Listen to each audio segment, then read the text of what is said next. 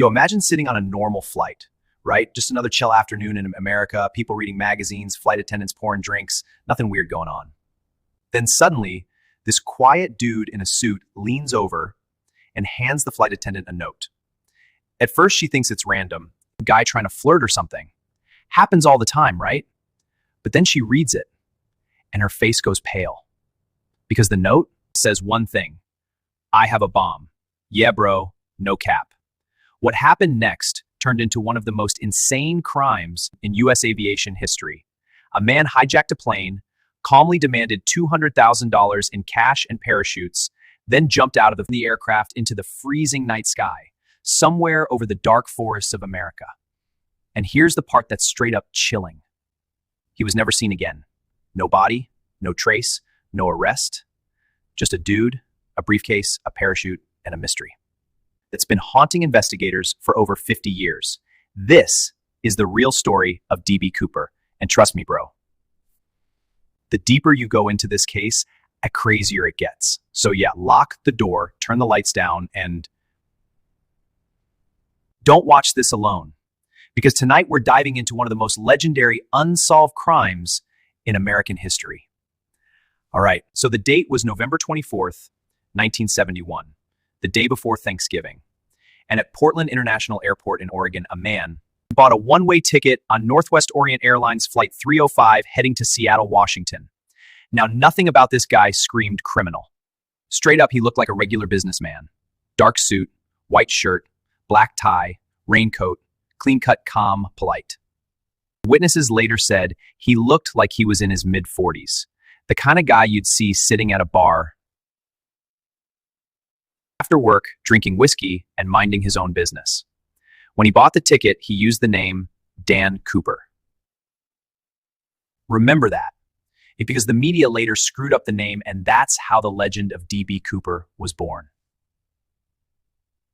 Anyway, the flight takes off at 2:50 p.m. Everything seems normal. About 30 minutes into the flight, the man quietly calls over a flight attendant named Florence Schaffner. He hands her that note. Now, at first, she doesn't read it right away. Because honestly, guys pass notes to flight attendants all the time, right? So she slips it into her purse. But the man leans in close, calm as hell, and whispers something that instantly changes everything. He says, "Miss, you'd better look at that note. I have a bomb." Yeah, dude. Imagine hearing that mid-flight. She opens the note, and it says he has explosives in his briefcase. Then he quietly opens the case just enough for her to see inside. Wires, cylinders, battery. Real talk, it looked legit. No screaming, no panic. The guy was calm, like he'd done this before. Then he tells her exactly what he wants. $200,000 in cash. That's about $1.5 million today, bro.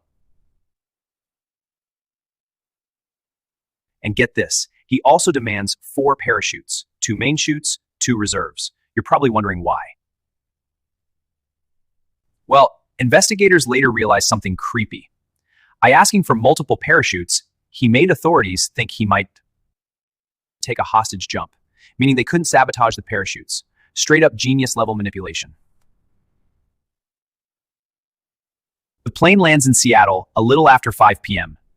But the passengers, they have no clue what's happening.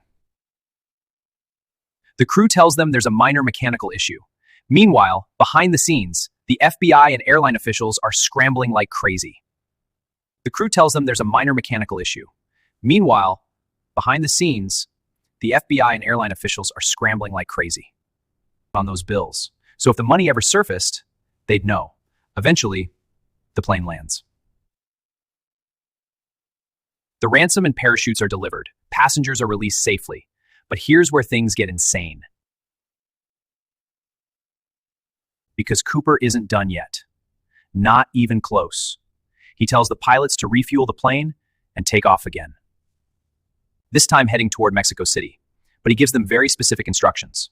Fly low altitude, slow speed. Landing gear partially down. Conditions perfect for parachuting. This guy knew exactly what he was doing. The plane takes off again around 7:40 p.m. Only the crew and Cooper remain on board.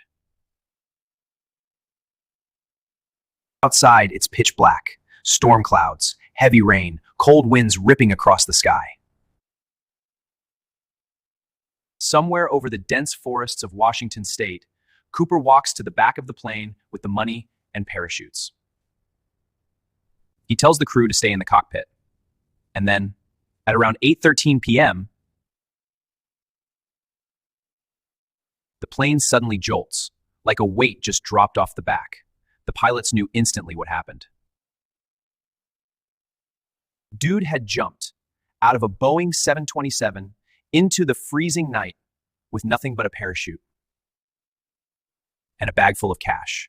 And that's the last confirmed moment anyone ever saw him. Now here's where the mystery goes full insane mode. Massive search teams flooded the forests. FBI agents, helicopters, military patrols. They search mountains, rivers, miles of wilderness. But bro, nothing. No parachute, no body, no footprints. It was like the guy vanished into thin air. Years passed, decades even. And then, in 1980, something creepy happened. A young boy digging in the sand along the Columbia River discovered something strange. 3 bundles of rotting $20 bills. Guess what the serial numbers matched? Yeah. D.B. Cooper's ransom money. And here's the messed up part. Only about $5,800 was found. The rest of the money, over $190,000, still missing. Which raises the question that still haunts investigators today. Did Cooper die in the jump? Or did he actually pull off the perfect crime? Some experts say the jump was basically suicide. Freezing weather, pitch darkness, heavy rain, rough terrain.